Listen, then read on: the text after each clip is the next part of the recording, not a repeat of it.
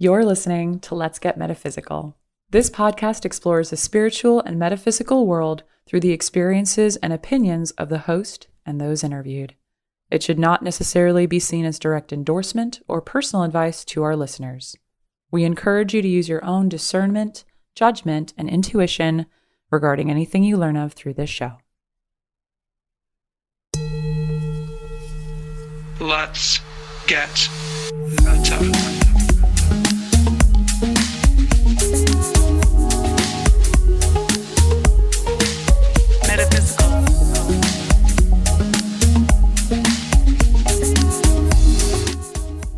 Welcome, welcome, welcome, metaphysicians. It is the beginning of season 3 of Let's Get Metaphysical's podcast.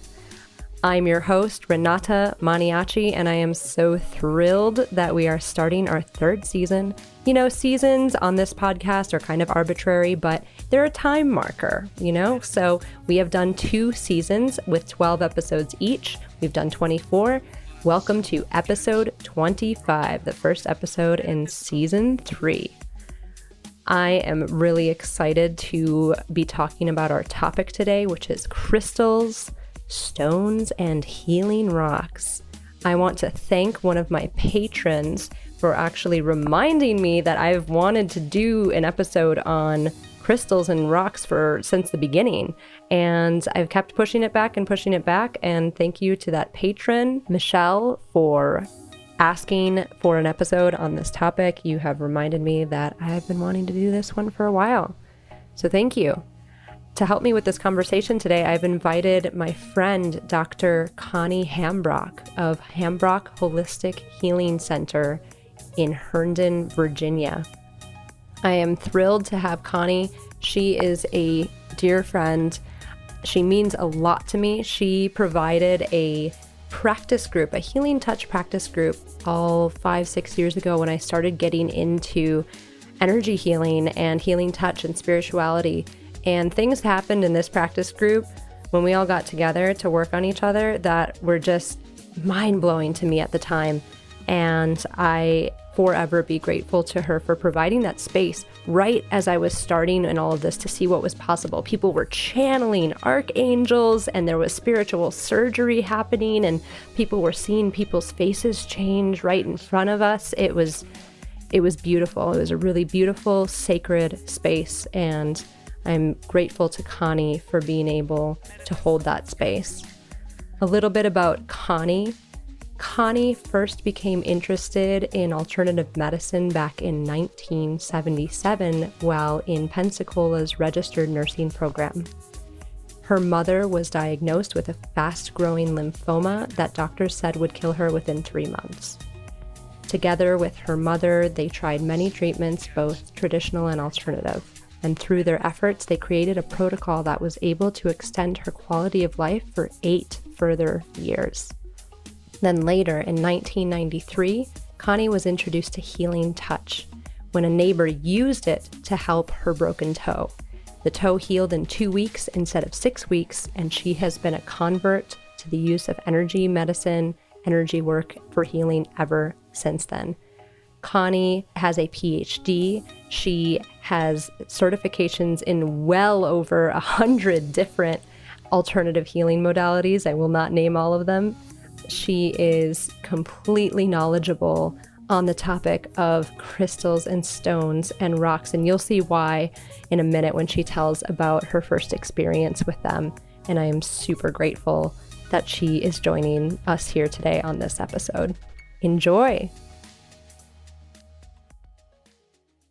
Greetings, metaphysicians. Hello, we are here today with Connie Hambrock of Hambrock Holistic Healing Center. Connie, thank you so much for joining me today. Thanks, Raina, for having me. I appreciate it. Yes, of course. Oh, I'm so excited to talk to you on this topic. Today we're talking about crystals and stones and how they can be used in health and healing. But first, Connie, I would love to hear, do you have a metaphysical or spiritual experience that you would like to share with our audience today? The first time that I was really exposed to stones was in Oklahoma. and I was standing in a pond, and I'm originally from Florida. And in Florida, there aren't a lot of stones. It's mostly just sand. And so I was very surprised to see these multiple colored round things that were vibrating, and I felt like they were talking to me. Mm. So I asked my mother, what are they? Because to me, they were more like animals, because I'd never seen anything like that before. And my mother said, they're pebbles, because I said, they're like all round and kind of uniform. And they were multiple colors. Well, now I know that they were primarily different jaspers and some calcite. But at the time, I didn't realize that I was only 18 months old. Right. And my mother always talked to us like we were adults. So I didn't think about the fact that I was a little kid. Like a lot of people would think, you're like a baby. So I collected up several, and they were my friends, and they were kind of like my secret pals. A lot of kids have invisible friends. Well, mine weren't exactly invisible, and I grew up with a family that was very open to whatever. So I guess that's like my first metaphysical experience. It was really my first experience with rocks at all. Wow. That's so cool. So when you say that they were your friends, did you talk with them? Did you play with them? How did that I look? did. I talked to them. They talked to me. I played with them. Sometimes I would hear them calling me, and I'd tell my mom, and she was like, well, what are they saying? And, what do you need to do if they're calling to you and things like that? So, I'd put them outside. I'd, wash them, Wow. things like that. So This is fascinating. This is a perfect metaphysical story for this particular episode. This is great. Thank you. absolutely. Well, I loved stones my whole life too. I can't say that I ever heard them speaking to me or talking to me, but I know that I was enamored by them. And even just recently, I was home at my childhood home, and my dad pulled out this jar of stones that he found from somewhere. And I'm thinking it was mine, and I couldn't even remember exactly if that was it, but they've come in and out. They've come in and out. So Connie, for our audience, for people who might be new to, crystals, to stones, do you categorize a difference between crystals and stones, or those that you do use for healing work or don't use for healing work? Can you tell us a little bit about the differentiation between them? Well, different stones, minerals, and crystals do different things. I wouldn't say that I categorize them differently as far as what I use, because I use them all, but different ones are better for different things. Like if you're using a quartz, and that includes like one of the Herkimer crystals and one of the Herkimer diamonds, or if you're using like an amethyst or something like that, that's all in the quartz family. And they are very much for breaking things up and for clearing things out. The minerals more are for stabilizing you and that sort of thing. So in a way, yes, I separate them as far as categories, what I use, but all of them are stones to me. All of them are rocks to me. So to me, they're all the same thing. They all get used. Sure. Just for different things. So how did you come to know what each of the different stones were good for? Well, at first, it was more that they would call to me. And that still happens sometimes now, but I think I've learned enough about the different stones that sort of supersedes. So I would have someone on the table, and this still happens periodically, and because I do massage and I do energy work, I would have a particular stone say, like, hey, use me, or they would light up, so different stones would light up in my peripheral vision, like, oh, I've got to use that on this person. And I had bought Herkimer diamonds, and I didn't know why other than I liked them. And there was a person who came in that I was doing lymphatic drainage on, and she was a Lyme disease person. And all the Herkimer diamonds were just like, hey, use us. I put them on the woman, and as I was putting them on, they were like, no, you have to put us along the meridians. So that's what I did. And her swelling went down almost immediately, and she had to get off the table early to go to the bathroom, and she just peed and peed and peed. And when she got home, she said she'd lost 10 pounds. Wow. Things like that are what really make me a believer in the power of crystals. But there's books out there, like there's the Crystal Bible. Yeah, there's lots and lots of books out there now that tell you about all different dimensions of the different stones and what they do and how they can support you. And that's another reason for making jewelry out of the different stones, so that you don't have to be laying down with them or have your pockets full. You can actually be wearing the stones around your neck. You can have them underneath your shirt. You can have them, anywhere. I know a lot of people that put stones in their bras. Yep, I do too. It makes it really funny when they go to the airport, though, because they bend down to take their shoes off and all these stones land on the floor. That's a great image. Yeah, it's really fun, when you see people do that and you're like, yes, I know you're going to the same conference I am. Or right. Exactly. I really enjoy how you said you listen, they pop out at you sometimes. And if you're open enough to hearing where they want to go, where to put them on the body. It can be just as simple as that, as having, stones in your healing room or in your home, in your space, and being open enough to hear what they have to say and where they want to go. Yeah. Of course, what's fun for me is I have a lot of jewelry that's up on a wall. And when I'm going to a conference, I'll say, who wants to come along? And they will quite actually jump off the wall. Now, granted, they often fall off the wall anyway because they're just put on there with pins. But to me, it's always hilarious because I'll put like a blanket down and I'll say, okay, who wants to come along? And I'll have like 10 or 12 that just jump off the wall. I'm like, okay. I love that. I put the blanket down so that they don't get broken when they jump off the wall. I'm sure they appreciate that. Some have, kind of broken. So I'm like, I don't want to have to put it back together. Oh, right. Yeah. Well, yeah, that's probably a whole other operation. Surgery. When I was learning about stones, I am nowhere near an expert like you are, but I kind of started conceptualizing them a little bit like plants, like whereas, where plants grow out of the earth and they carry certain vibrations, and we use several plants for healing, absolutely of our medicines.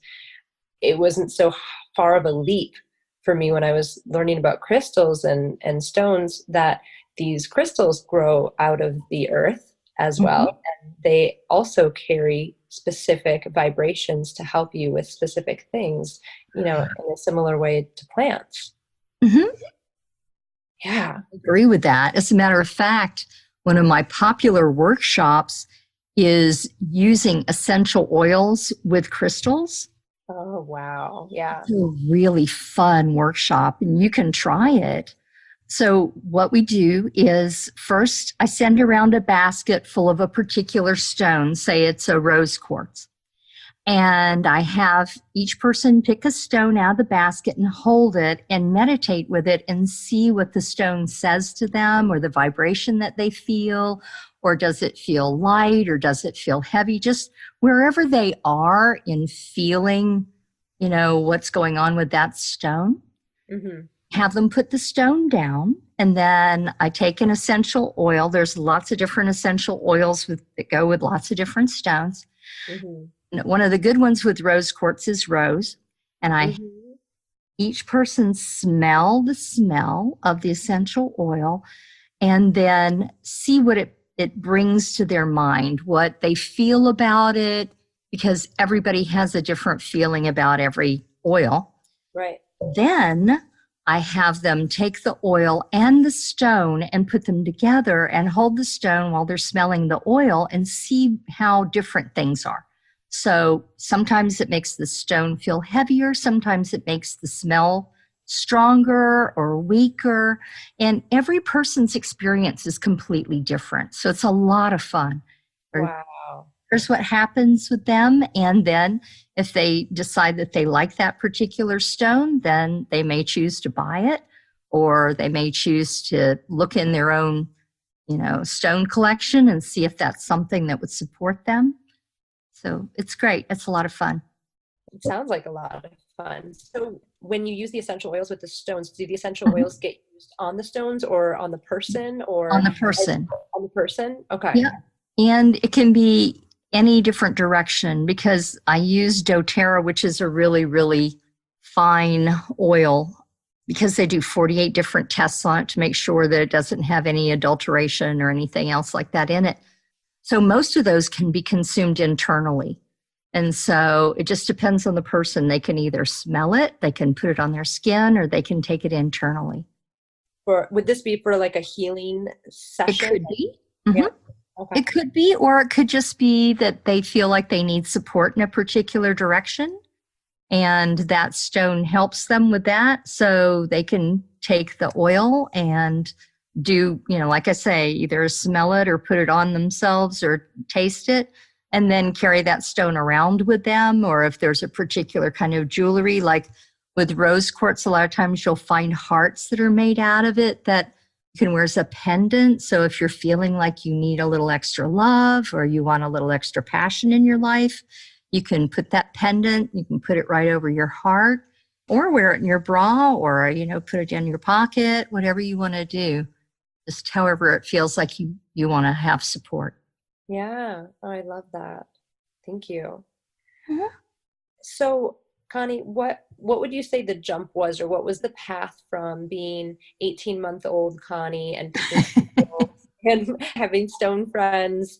When did you start, consciously working with these healing crystals and healing stones for yourself, for your own like kind of health, and with other folks? Well, I think it was probably in like 1993 when I was learning healing touch. And so I had my table set up in my formal living room, which had a bunch of stones in it because I've always collected stones. And having the stones say, hey, me too, like I need to be on the table too. Right. So, but it started out kind of slowly, because at first it was just like one or two. And then later on, they're like, no, like you need to pile the stones a lot. Right. I started doing crystal healing and then found out what that actually meant. Mm-hmm. Oh, that's the way a lot of my stuff has come about, is that first is the intuition, you need to do this, and then try and find out what other people are doing. And, if there's a certification or if there's a book or whatever. So. Yeah. Do you find that there are specific situations or specific ailments, perhaps, that you find that more stones say, hey, use me in? Do you know what I mean? Yeah, I think so. Well, once upon a time, I would use a lot of stones on people, like several small stones on each chakra. But nowadays, it's more the flavor of the chakra. So either the person is trying to get rid of negativity or whatever's going on for them. And so then it's become more like 5 stones, but they're larger. Mm-hmm. So like fluorite for me is like my favorite. I wouldn't say it's necessarily my favorite stone, but it's definitely my go-to. If a person comes in and they have a lot of negativity or they have a lot of sickness, then I will ask them if it's okay if I put some stones on them. And if they're like weirded out about it, then I put them underneath the bed.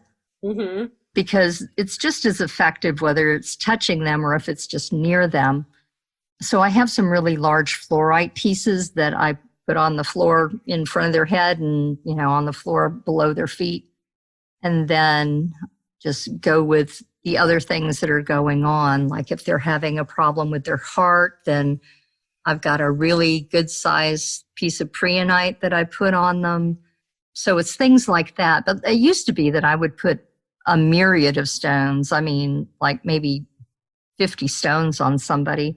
Nobody complained and said it was too heavy or anything like that. But, I guess over time, I just got a little more refined about it. Right. Yeah. To your question. Yeah, no, it's making me think. So, for example, one of the things I'm thinking about right now, I want to ask is, I hear that you listen to the stones and they'll say, choose me. And so my question that I'm thinking about right now is, for fluorite, for example, one of your favorite stones, did you know what the, quote unquote, like written and known benefits of fluorite were? Not originally. What was that? Not originally. Okay. Have you found a connection between the stones that naturally jumped out at you and then later reading about them, what other folks had written in books, this is good for this, fluorite is good for this, preonite's good for this. Have you found overlap through your time? Absolutely. That's really, really neat. I think the people that have written the books are also intuitive and empathic. And so the things that I've found without even realizing that there were books that were written about it are usually right on with what they've said about it. And it's almost like some of them, it's verbatim, like, oh yeah, she's got this wrong with her, but she's not saying it and she needs this. And then I'll look it up and it'll say, often used for hidden meaning of, whatever relationship issues or something. And then I'll go, that's why it jumped out. Yeah, I remember I've been drawn to stones, and that's another thing I wanted to mention for folks listening. If they're new to this world of crystals and stones, maybe they've been in a stone shop or maybe they haven't, but one of the ways that I kind of got into it is by being in a place that was selling crystals and then just like seeing what jumped out at me and seeing what I was attracted to in terms of what to start with. And often if you look them up and read what they're good for, it'll be something that you need to work on or something that you need help with. And it's amazing. It happens every time you're attracted to, pyrite. And then you look up the benefits of pyrite and what it helps you with. And you're like, oh my gosh, like this is something that I need help with. I really need help connecting to my masculine energy, Right. Like that's just fascinating in general. What I was going to bring forward is that, when I was getting into this, I was so curious to see how did people know. I mean, these books are so detailed, as you know, they'll be like, this particular stone is really good at opening your third eye and connecting to the astral dimensions, and, I was like, how do people know this stuff? And it seems as though, what you're saying is that people who are intuitive can sit with them and the stone will tell them what they're good at. And then it's just using it over and over in that way and having similar people with similar maybe health issues or concerns, and having those same stones be drawn to those same ailments or issues or exactly. Yeah. Yeah. It's always fun to, people, I have different sales and stuff, and I have actually like 2 tons of rocks that are in storage places in this office. Oh, really? Take them out for the sale, and then I put them back because I just don't have the room to display them. And people will go, well, what's a good stone for this or a good stone for that? And I'm like, just feel it, just walk around and see what you're attracted to first. And then we'll see if it's something that you need support with, and people are like, no, I just want to know, like, tell me something that's good for cancer. And I'm like, okay, well, there's unakite and then there's malachite and, and they're like, well, where are those stones? And to me, it works better if you just say, what attracts you? Because what attracts you is probably what you need more than what you're looking for. Right, exactly. And they do, like in the back of these stone books, I've noticed now, you can actually, for people who do just want to go in and be like, okay, I have digestive issues. Right. In the back of some of these books, they actually have keys, and you can look up digestive issues, and then it will list the stones that are good for digestive issues. And you can look them up, they'll have the page numbers, and you can go read more about them and find that out. And I have to admit, I've been that person before. I've definitely been that person. Like, I have mind fog. What helps with clarity? And actually for me, fluorite does help a lot with mental clarity. Yeah. But I like what you said though, because it really, like, when I got into this, man, I'm sure you can share this experience as well. Like, well, I feel like maybe you're still like this a lot. I am too, but like getting so excited and wanting like all the stones. Like I remember the first couple of years I got into like healing touch and met you, and I really wanted to go to the Gem and Rock show in Tucson, and I wanted to have every kind of, of stone. And now I'm a bit more like, I can walk into a rock shop and walk out with like still having most of the money in my wallet. I have a problem with that. I still have a big problem. But what I'm getting at is that now when I walk in, I'm typically in a place where instead of checking for what I need, like, oh, what stone is good for X, Y, or Z, I like to just walk around and see if something jumps out at me. And usually if something is jumping out at me and there's a reason for it, and I can then look it up, if I don't know this, let me look this up in this book. And then inevitably, the things that it's good for, there's something specific that I wouldn't have even been able to name, like I wouldn't have been able to say, like, I need help connecting deeper into my own core essence or whatever. But this particular stone is exactly what that's what that stone does. And that's what right. Yeah. So I love that. I love it. And I love going someplace like Sedona or Tucson or something like that and seeing stones that I am not familiar with. I've never seen them before. I don't know what they are. I don't know what their names are. Right. And to just go, oh, that is so cool. What does it do? Yeah, for sure. Right there with you. Yeah. Well, and it's so interesting because, stones come out of the earth, like this rock that we all live on.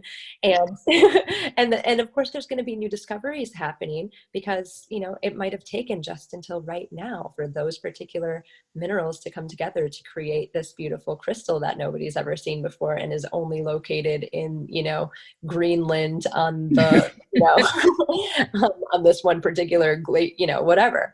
Right. Like plants, they're still discovering new plants in even jungles that nobody's ever seen before, and we don't know what their uses are yet, and it's fascinating, and it's encouraging to me too, because one thing that we don't talk about so much is over mining, and depleting these mines of amethysts, or quartz or whatever. Right. Well, quartz is pretty abundant, but.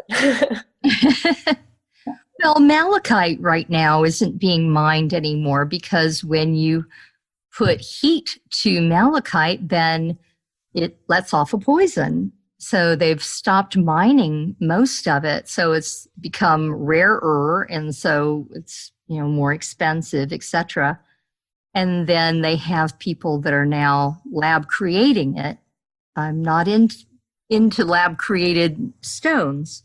Yeah, tell me about that, Connie. That's a really interesting comment you bring up, especially for folks who are new to stones. There are stones that are being created or recreated in lab situations. And can you tell us a little bit more about, your thoughts about that and why your thoughts are the way they are? Well, some of them are fake. I mean, they're being created somewhere, but they're, plastic or glass or something like that. And then other stones, they're using the same chemicals to make them, but they're being made in a lab. Right. And the ones that are being made in a lab that have the same chemical compound, according to my husband, who's a geological engineer, should be basically the same, only the structural foundation is different. In other words, it doesn't have a matrix that it's grown on and that kind of thing. Okay. But if you hold one and you hold the other, you hold one that's come from the earth in one hand and one that's chemically based from the lab, there's a big difference for me anyway. Yeah. I mean, somebody who, communicates with stones and has ever since she was a child. So you notice a difference. Do the ones made in a lab, can they hear them? Do they talk to you, or do they? Pretty much, they're pretty dead to me. I think the amount of energy and years that it takes to form a rock versus the amount of energy and pressure, which is usually what it is that they do, in a lab, makes a big difference. I think the metaphysical fields that are put into a stone to manufacture it in the earth is what makes it have its personality and its vibrational field. And I have no idea if this is true or not, but it's true for me. And usually I can tell if it's lab created or not, just either by looking at it because it's way too perfect, or by holding it.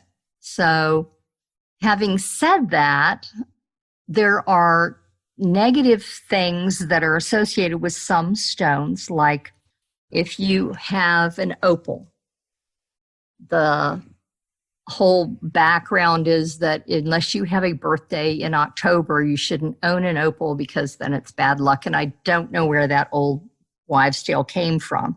Mm-hmm. But if you have a chemically created, lab created opal, and it's just as beautiful as a real opal, then you can possess an opal without any of the bad luck.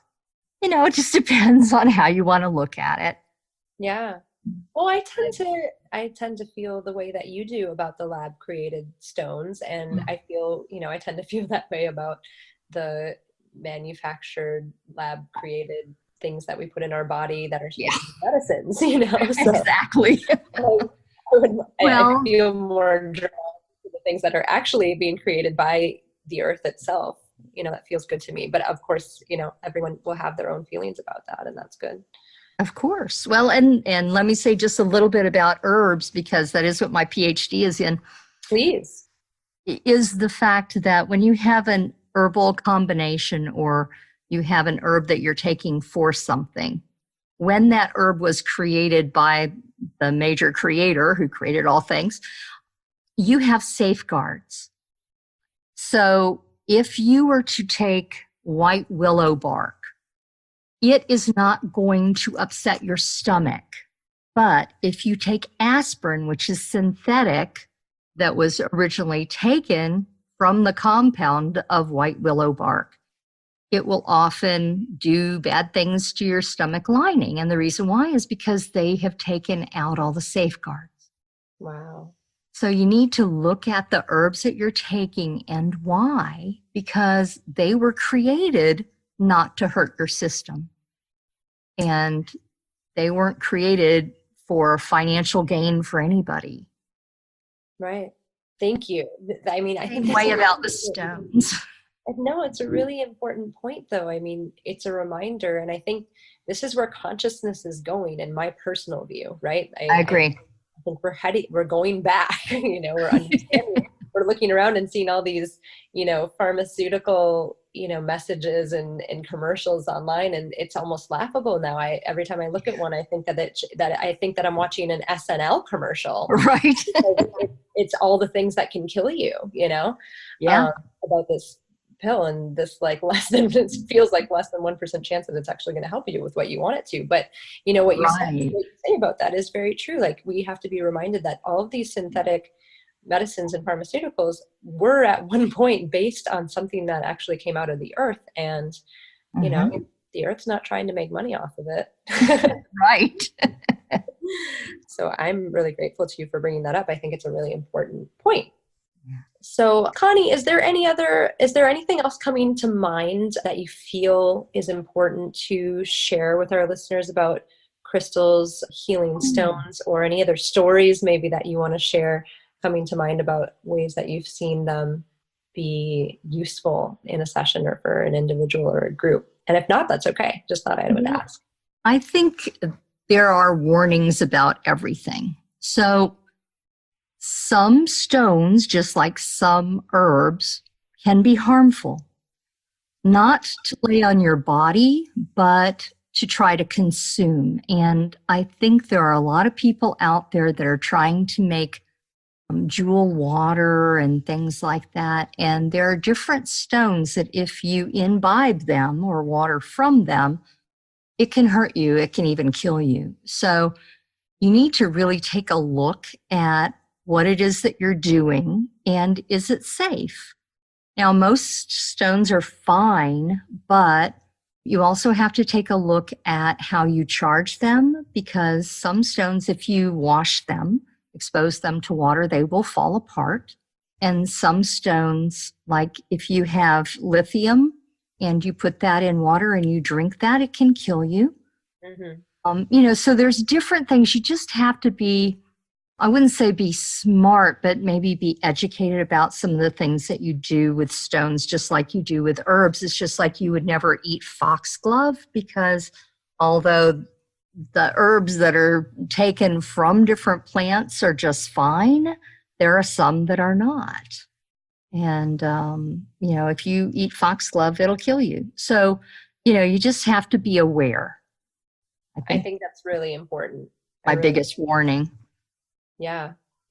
Well, actually, just a further question about that, just for folks who might be new to this. Can you just tell us what you mean by, some folks might not understand what you mean by drinking crystals or elixirs with crystals. Can you just say what that is? Sure. So there are a couple of different ways to make jewel water or elixirs or whatever. And one of the safest ways is there are bottles that are created that have an opening in the bottom of it, and they have like a bubble that goes up inside the water bottle, and you put whatever crystals you want to get the effects of, and then you put a cork in the bottom of it to keep it, and then you fill up the bottle from the top with water, and then you get the energy of the different crystals without getting any of the possible toxins from it. Sure. But there are other people that have written books that have said, oh yeah, put all these different quartzes and stuff in water and then drink it. And the problem with that is that your intestines were never made to digest stones. And some of the quartz crystals or selenite or something like that falls apart in the water, and you may not even see it, but it can actually go in and rupture your intestines. So you just want to be careful with some of the different things like that. I mean, I'd say it was common sense, but what's common to me may not be common to others. Exactly. Like I say, just be careful with what you're doing. Quartz crystals are fabulous. They're wonderful to look at. They're wonderful to hold. They're wonderful to use on your body and to wear and things like that. But it's not safe to put it in water and then decide to drink it. Right. I'm really glad that you brought that up, because I wouldn't have thought to even mention that. Thank you so much. Sure. I've just seen it in some books recently, and it was disturbing to me. Absolutely. Yeah. It would, especially with your background and your knowledge on the topic. Yeah. Okay. Well, Connie, I would like to ask you, how can folks find out more about you and more about what you're doing? And I know that you teach some classes and of course you see clients. Can you tell us a little bit about your practice so that our listeners have an idea about what you do if they want to reach out for more information? Well, I am working on a website for crystals, etc., but I don't have it up and running yet. But if they want more information, they can go to www.hambrockholistic.healing.net, and that will tell them. And if they go to therapies, they can take a look at the various ones. What happened with me was originally I was in nursing a long time ago, and I broke my toe while I was doing interior design. And Maureen McCracken, who was teaching healing touch and did healing touch on my foot, was able to get the bone to heal in just a remarkable amount of time. So then I started taking classes from her, and everything else sort of fell in place because of that. So I went into massage because at the time you couldn't touch people in the state of Virginia, even if they had clothing. Right. And so you needed to have a license. So I became a massage therapist because of that. And then people that were on my table were going into past life regressions, which I didn't know what that was. And so then I went into doing hypnotherapy because past life regressions fall under that headline. Wow. And then while I was doing that, I also learned about craniosacral, which helped my son with his learning disabilities. So all of everything has spun off of the different experiences that I've had. So people would be on the table while I was doing healing touch, and I would touch them and they would say, is that deep tissue? Is that trigger point? Is that whatever? And I didn't know, so I would go to school and find out. So at one point I was certified in 300 different things. Wow. And just because I just kept going. And then I let a lot of those certifications go because it just got really, really expensive to keep them all. Sure. Yeah. Yeah. So that's incredible. I didn't know that your journey kind of began with Maureen McCracken, who I love really. That's great. Yeah, it really did. With her working with my toe, it really changed my life because, for me anyway, once I felt the differences with healing touch and being able to help people, I couldn't go back. I had to keep going and going and going. So. I totally know what you mean. I totally get it. Well, Connie, I think that's a good place to stop for Absolutely. The interview for today. So I just want to, again, thank you so much for joining me and making the time there in Virginia while I'm here in Costa Rica. Yeah, I think it's so great that you're able to do that. I mean, technology has become a wonderful thing. It's so good. Thank you. Thank you. Thank you so much for joining us and listening in on this episode on crystals, stones, and healing rocks. I loved it. I love crystals. I love stones. I have for a really long time, and this episode has been a long time coming. Thank you so much to my friend Connie Hambrock for joining us on this episode. And as bonus content for this episode, for those of you who are our patrons on Patreon, Connie has given us this beautiful meditation that you can listen to and use to connect with a stone or stones if you are interested in starting to learn how to communicate with stones and hear what they have to say and work with them for yourself and for others. So please, if you're interested, check that bonus content out on Patreon.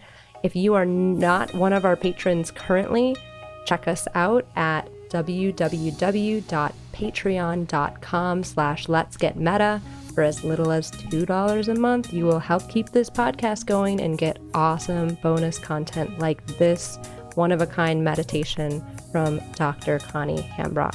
Thank you so much, everyone, for listening, and have an excellent week. Stay meta. We hope you enjoyed this episode. Let's Get Metaphysical is entirely listener supported. If you like what we're doing, please consider becoming a patron of the podcast at patreon.com/letsgetmeta. Our intention is to raise the vibration of the planet by sharing, validating, and normalizing spiritual and metaphysical experiences. If you haven't pledged yet, we'd really appreciate your support. It helps keep this show going. Let's Get Metaphysical is a production of the Hana Healing Arts Network. The show's host is Renata Maniaci. The music for this podcast was composed by Rob Treefort of goldenturtlesound.org. Thank you for listening. Stay meta. Metaphysical. Let's get meta. Metaphysical. Let's get meta. Metaphysical.